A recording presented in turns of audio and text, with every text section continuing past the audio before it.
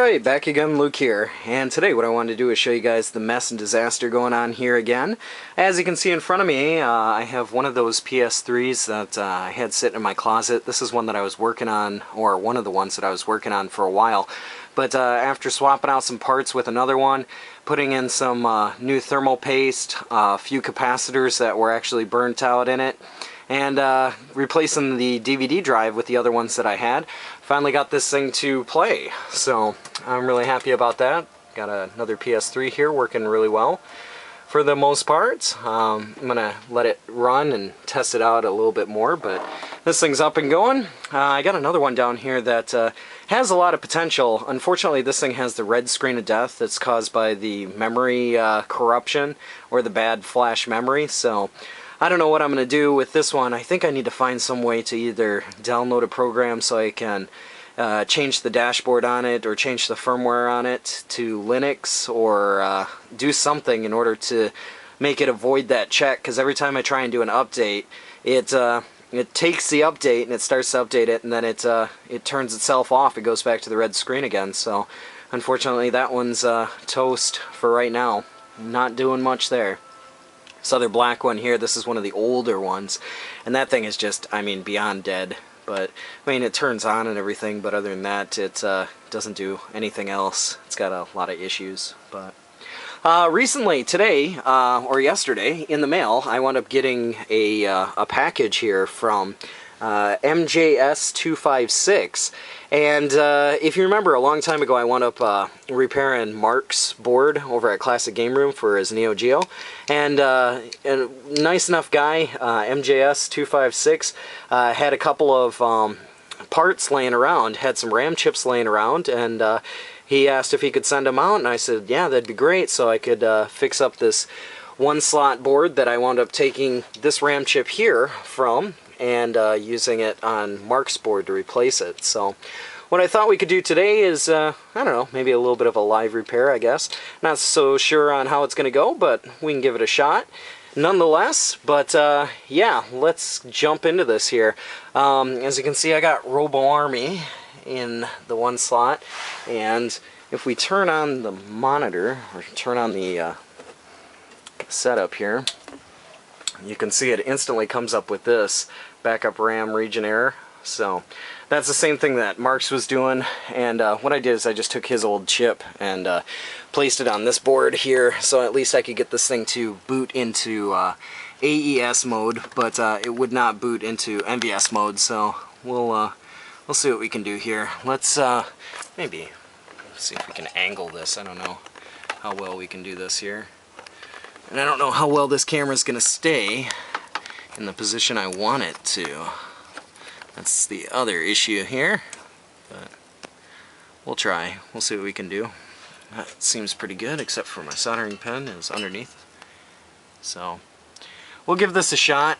What I'm going to do is I'm going to remove this chip here, and I'm going to try and replace it. First, I'm going to take this game out here, and actually what I should do is unplug the harness as well, so get no power to this thing here. Don't want any problems or issues. So let's see if we can get this thing to work. But like I said, we're gonna replace this chip here. So let's what I do is I generally get a piece of wire here. Now everybody does this, I'm sure everybody's got their own way of doing this, but I get a piece of wire here so I can slide it through the legs, since I'm not going to be using this chip anymore, and I solder it onto a part on the board where it's easy to take off. And what I do is I'm slowly desoldering. I'm pulling on the wire so it pulls the pins up, and then I'll desolder the other side here to try and get the other pins up. But what I've done is I've already taken a few pieces of the wire, I've just strung them together, so just twist these ends together a little bit more, see if we can get this thing to slide right through there, hopefully with no trouble. This might be the most challenging part, it's just getting it to go through here. Alright, there we go. And I'm just going to solder it here to this capacitor, the leg on the capacitor, just to give me something to be able to pull on. Like I said, everybody's got probably their own way of doing it. This is one way that I like to do it.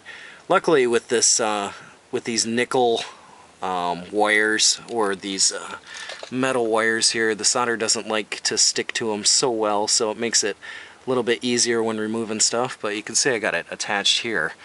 Now what I'm going to do is get my little solder remover, try and clean that tip up because I don't want to bridge any points. It's not going to matter so much right now, but it will matter when I go to put the new leg, or the new RAM chip on.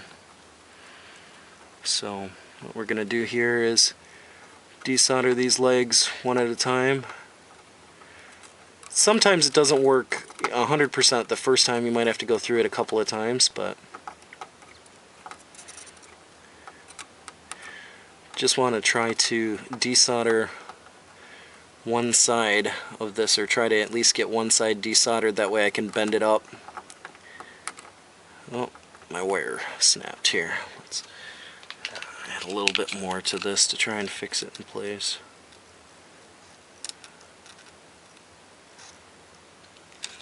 Alright, one thing that happens sometimes from time to time is the solder will snap, or the wire will snap off here. We'll see if that did it or not. Well, maybe I'm going to have to do this one more time. Get a little bit of a thicker couple of pieces of wire here. Sometimes these things break off, which isn't such a big deal, but yeah, this is Luke's crazy method for pulling stuff up. See if I can get a couple more pieces of wire here. Twist them together. If it's too thick, it won't fit through the legs, so generally don't really go for anything more than like 3 strands of wire or so at max. Try and twist this up here.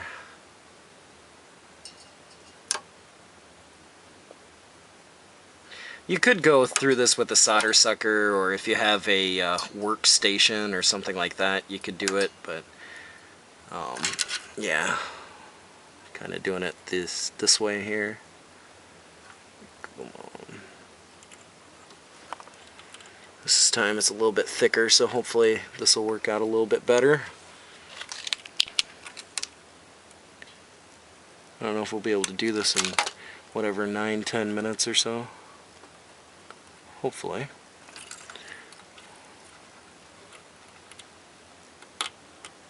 Oh, I guess they were all up except for this one. Is that up now? Okay, there we go. Now, let's try and desolder this side here. Try and heat up the legs a little bit so I can bend this thing up.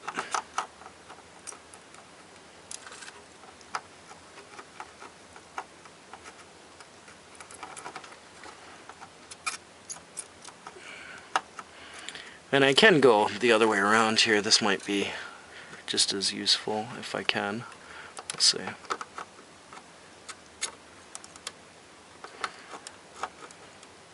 Maybe not as useful. Since we're not going to be using this chip anymore, I could easily just take it off right here, or break it off, but let's see if we can.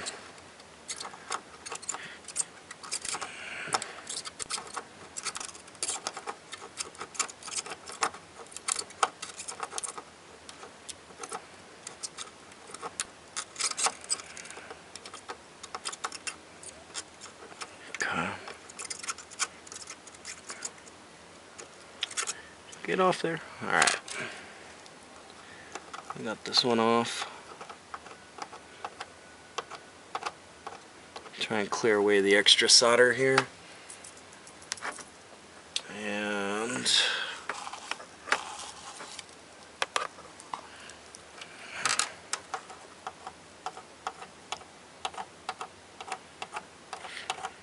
try and make these legs a little bit flatter. There's a lot of extra solder on there.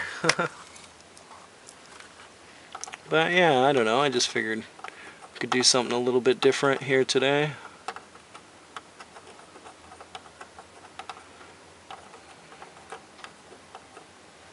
One of these legs doesn't look so great.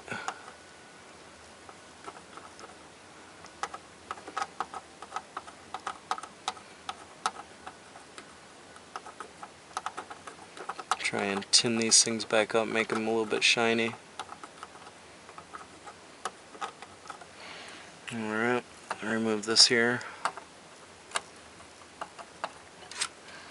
Alright, now let's get one of our new chips, give this a shot.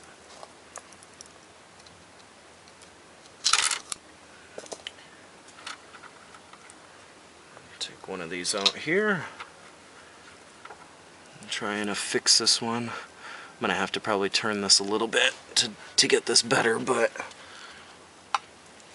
let's see what we can do. Align this thing up here. Sometimes people use tape to keep this in place. Hopefully we'll be able to get this the first time. It's just got to be really lined up, which I'm not doing so well here. Just try and tack this thing in place as soon as I get it somewhat lined up. That seems pretty good. Alright, we'll try that there. And check the other side. And try and tack this leg down here.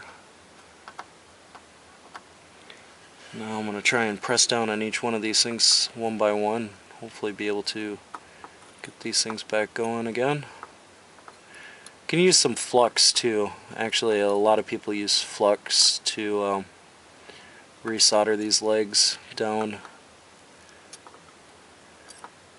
Just put a line of flux or something like that along the end of the legs, and then just run the soldering pen down the legs and see how the legs connect. I'm doing it a little bit different here.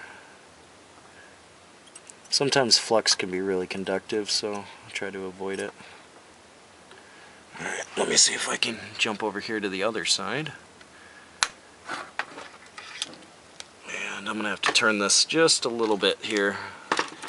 Sorry for the angle, guys. So I can get this.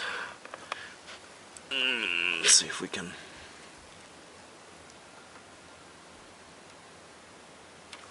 Get this down here.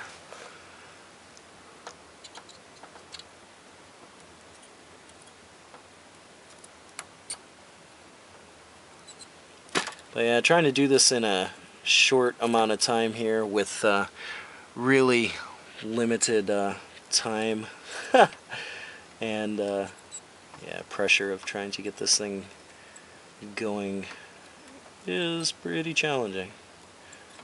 No cuts.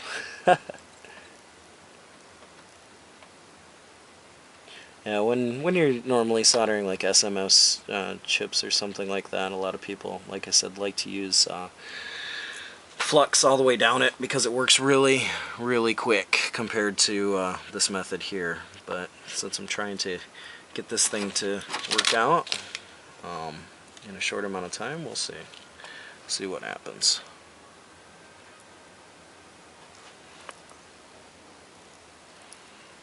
Let's see. Looks like one of these wires is just a little bit loose, so I'm going to put an extra wire on top just to keep it in place.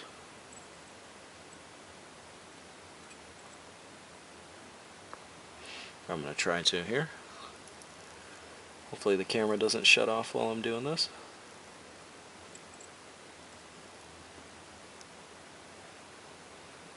Alright.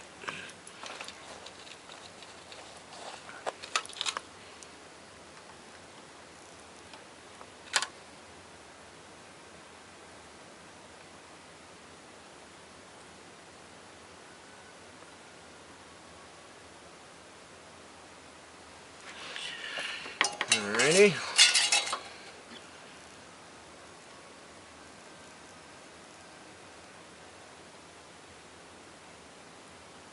Hopefully that background music isn't too loud, but There we go. So we got our new chip on there, like so.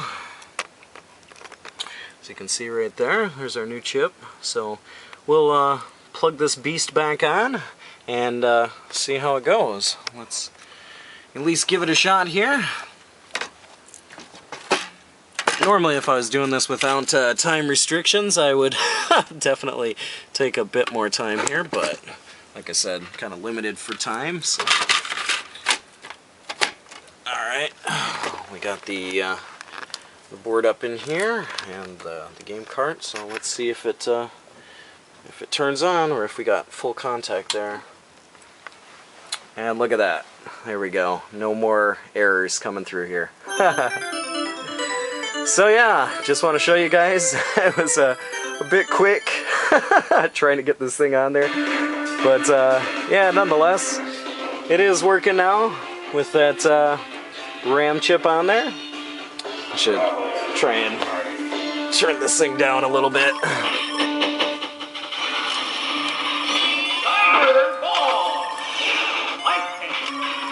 Yeah. So, as you can see, it's back up and running again, and pretty pleased about that. So, huge thanks to, let's turn this one down here, if we can. There we go.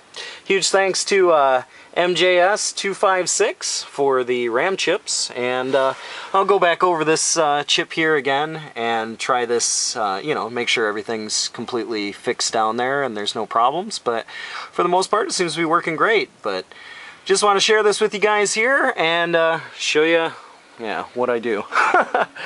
But you know, for some people here, when removing these surface-mounted chips and things like that, a lot of people will say, you know, to not maybe do exactly what I did.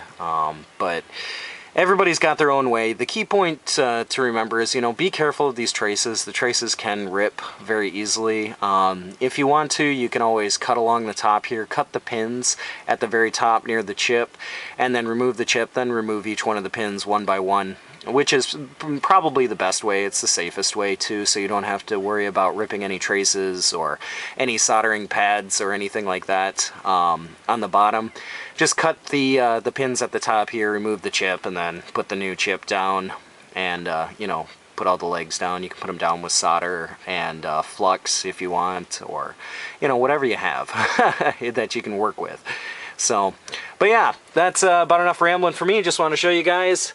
Got some good stuff going on here, and oh, I don't know if I mentioned or not too, but my PayPal is now working too, so woo, really happy about that. And yeah, got my MVS board working again.